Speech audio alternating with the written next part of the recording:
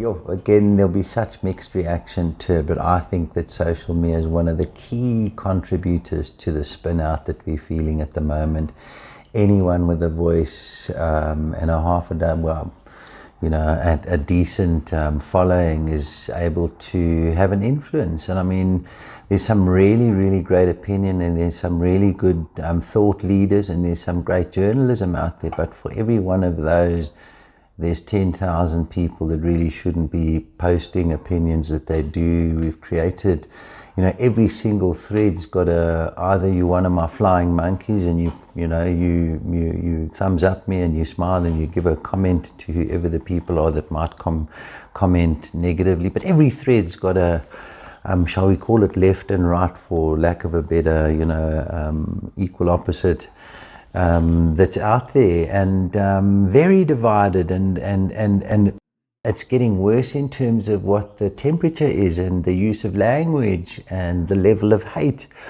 So I think we've reached a stage where it's completely financially driven. There's a far bigger ability. I mean, we look at where we're going with artificial influence, in my opinion, rather than artificial intelligence, but still its ability to manage content is nowhere near being used properly within the social media space. That is a money-making thing.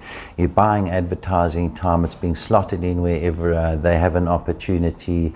More people, more hits, more conversation, and that's what advertisers are paying for. So you've got someone who's helping to drive that, the advertiser.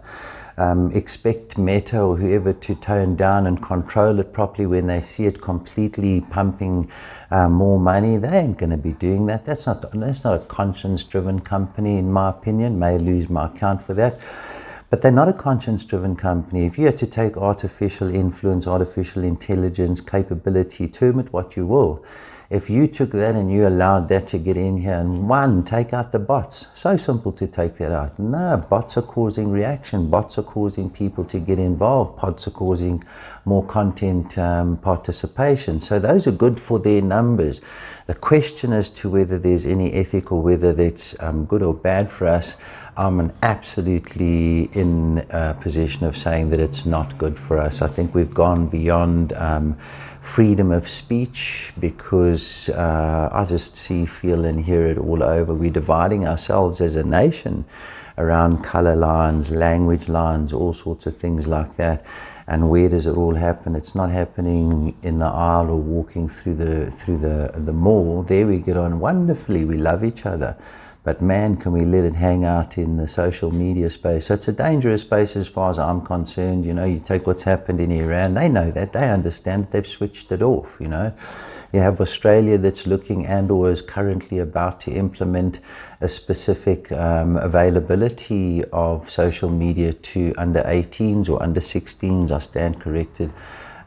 Which is smart. I mean, that's the space where you've allowed schools to collapse and the ability to help to people to learn the right things. Use the technology, but you've got to limit access to the wrong things for a growing mind, and we're not doing that.